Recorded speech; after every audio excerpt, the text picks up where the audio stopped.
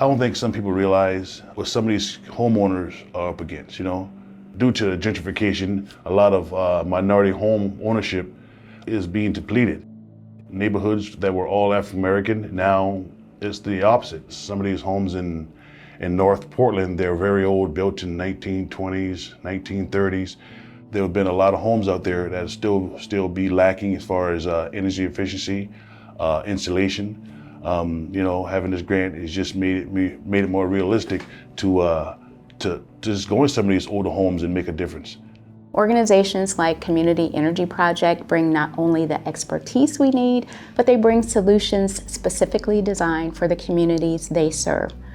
Through this work, Community Energy Project and Black-owned contractor businesses are retrofitting homes in Portland's historic Albina neighborhood at no cost to these homeowners. These retrofits include new insulation, ductless heat pumps, more efficient water heaters, and solar installation. As part of our goal of making energy efficiency and renewable energy more accessible, we at Energy Trust offer cash incentives that lower the cost and installation of these products and equipment. Prior to Community Energy Project, I was a contractor for 10 years, and most of the customers that I dealt with were individuals who had the means to make the energy improvements. But there was also a customer subset in the lower income field where we really could see that there was a need. And I decided to really dedicate the rest of my career in the nonprofit sector. My name is Sammy Lewis. I live in North Portland. I'm a homeowner and I've been living here for approximately 20 years. During the summer, when we had the really hot weather and my air conditioning went out, and so I immediately started getting services to diagnose my heat pump to see what was going on. I called CEP. When the funding came in, I got a call from Rock, and then I got an appointment set up to have that work done. Now I can get the cooling, the air conditioning in the summer, and I can get the heat in the winter. Like right now, my home is very warm and comfortable, and I am so thankful and so grateful to have a new heat pump. By him coming out, saying my home is a good candidate for the solar panels, I am so excited. I can't wait to see them get installed and the savings I have on my energy bill. Without these programs, your programs, I don't know what I would do as far as, because I'm not financially able to do the repairs myself. Just having these programs with these services to come in and stabilize my home, I feel so secure. I like that. So I grew up in a household where my grandparents were homeowners and they lived in North and Northeast Portland.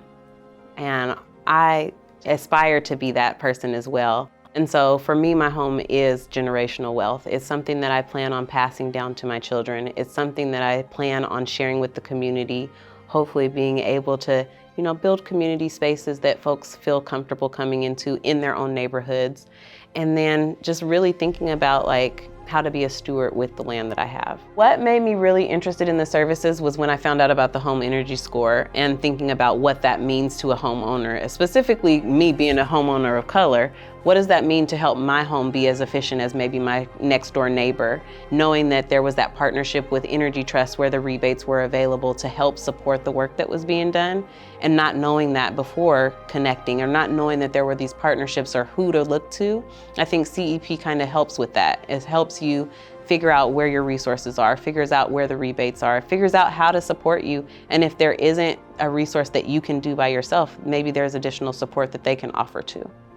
What really stuck out for me is the teaching piece and the learning the skills and the understanding of energy and why it's important. As a parent too, also being able to show my children this is how it should be. And so that's kind of what excites me about it. And like I said, I'm gonna continue to share it with the community because it helped me so much.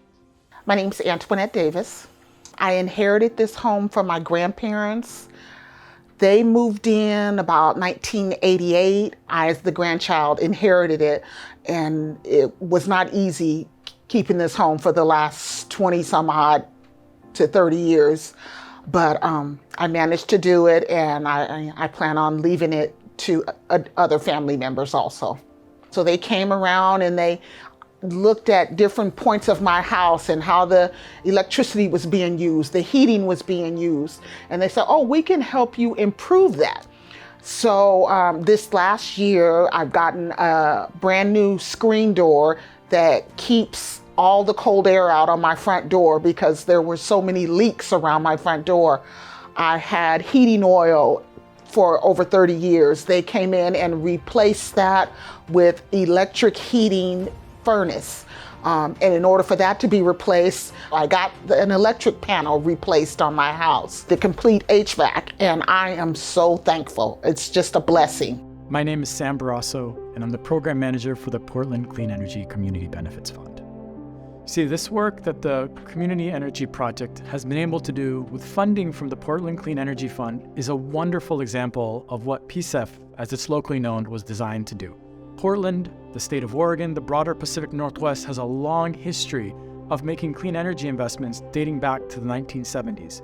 Yet the vast majority of these benefits and these programs have gone off to benefit well-off households and businesses, leaving big parts of our communities far behind. Over the past decade, we've seen major declines in home ownership in low-income communities, going from about almost 40% in 2010 to a little bit under 30% in 2020 across the US. All while high-income households have seen significant increases in the wealth of their homes, therefore their assets and their wealth. By working in partnership with Community Energy Project, PCEF is making investments in homes and communities that have been left behind for far too long. In making these clean energy investments, such as heating and ventilation improvements, we're not only meaningfully addressing folks' energy bills, but we're also addressing the deferred maintenance that's critical to making those clean energy improvements. I've lived in this home since I was 4 years old, and I am 69 right now. It's most important for me to keep it in the family.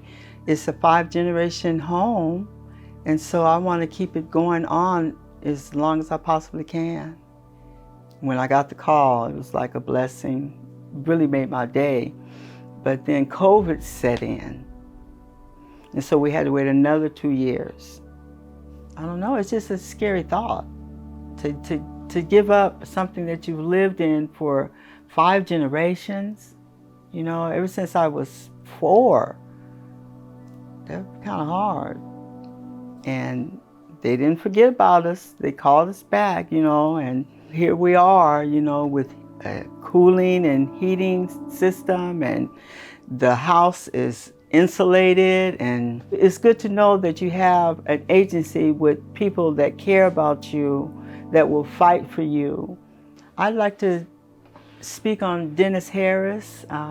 He's such a great young man, and he was so professional, and it just brought me joy to see that in our Black community, a Black young man having that opportunity. People need a decent place to live, you know, everybody. I don't care what your gender, race, color is, you know, everybody needs a decent place to live. When the wind blows outside, your curtains aren't supposed to move, you know. People just get accustomed to that because that's how they grew up, you know, and it's just become a norm. So we've got to re-educate people onto how important it is to have an energy efficient house. I had one lady, well, you know, I really don't use air conditioning. I had to go by there a week ago.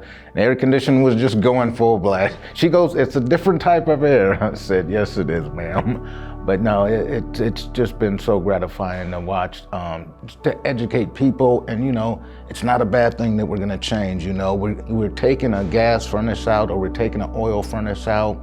That's gonna decrease your liability of something happening, a gas leak or oil leak, something like that, you know. This is all electrical. It's the cleanest system in the world right now. So it's just been a really honor to work with these people and educate them and just make their lives more comfortable.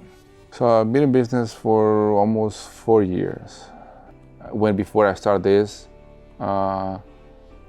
we struggled for money when we got married. When I started my own business, the first year was super tough. Everybody knew me, but they needed to know my company. To get these services for the low-income people, It's very important. Sometimes they don't have the money to do repairs. To work with bigger companies, and this is like for everybody, every single company, they always try to hire the company that has more experience to do the job. There's the small companies that we can do the job too. It's like people getting out of college. They don't have experience. But if you don't give them the opportunity, they're never gonna learn. CEP, working with them has been challenging, but fun at the same time. The only thing challenged will be taking the oil furnaces out of the basement. That was the hard part. But other than that, it's like, that was fun. Not just helping them get home repairs, but giving them that reassurance. You know, some of these seniors, just to sometimes go to their house and change the light bulb. Sometimes they want to call you just to say hi because they live alone. That's the lovely thing I love working for this organization, because they have a supporting cast beyond repairs, you know?